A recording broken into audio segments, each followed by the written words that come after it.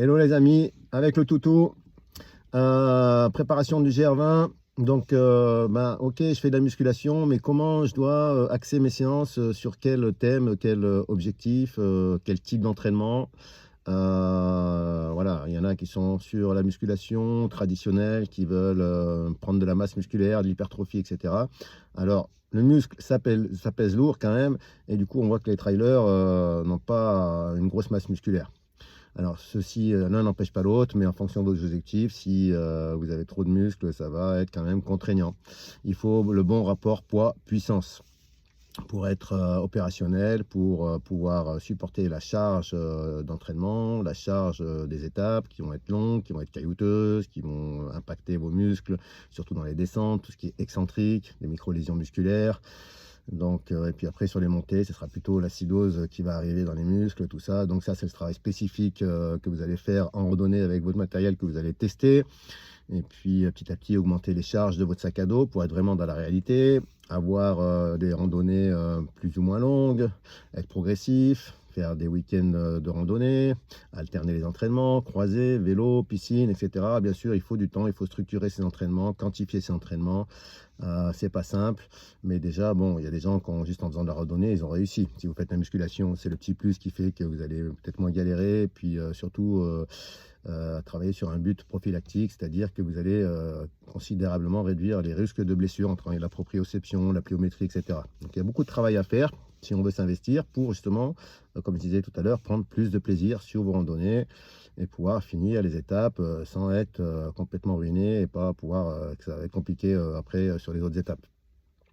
Donc ce que je vous conseille sur le travail en musculation, alors pas trop de masse musculaire, mais travailler surtout le côté puissance. Il y a la puissance et la force. Pour vous donner un exemple, la puissance, c'est le sprinter. Il court vite, il est tonique, il est explosif, c'est aussi le boxeur.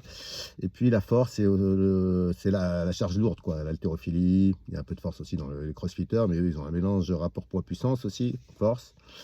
Moi, je dirais qu'il faudrait axer son travail 70% sur un travail de puissance. Donc, puissance, ça va être des charges à peu près à 60% de votre max. Donc, vous pouvez évaluer votre force maximum, par exemple, sur un squat, avec de la charge, bien sûr, ou la presse. Et puis, ce qu'on appelle la force maximum, je fais une répétition, je suis au max. Et ensuite, vous allez prendre un pourcentage de cette force max sur la répétition et travailler par rapport à ce que vous souhaitez sur un certain pourcentage.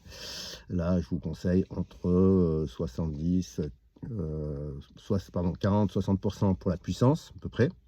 Donc, ça marche pas trop lourde, mais plutôt beaucoup de répétitions, de manière assez dynamique, assez explosif. Sur les fentes, par exemple, vous descendez lentement, vous remontez rapidement. Pareil sur les squats. N'oubliez pas le gainage et les abdos, très important. Travaillez votre dos, il faut un dos solide pour porter le sac à dos, pour justement être gainé, puis avoir la notion d'équilibre sur les terrains instables. Donc voilà pour la puissance. Et pour la force, c'est des charges un peu plus lourdes. Là, ça va être 30% de votre travail à peu près en musculation. Où là, vous avez des charges à peu près jusqu'à 90% max de votre force max. Donc là, je vous dirais entre 5, 6, 7 répétitions, pas plus, les séries. Vous pouvez aller jusqu'à 4 séries, 3-4 séries, c'est largement suffisant. Charge beaucoup plus lourde, des mouvements plus lents, mais ça sera à peu près 30% de votre travail. Voilà, sur la totalité de vos séances en musculation. Donc à privilégier la puissance, et puis après le travail spécifique en randonnée. Donc voilà.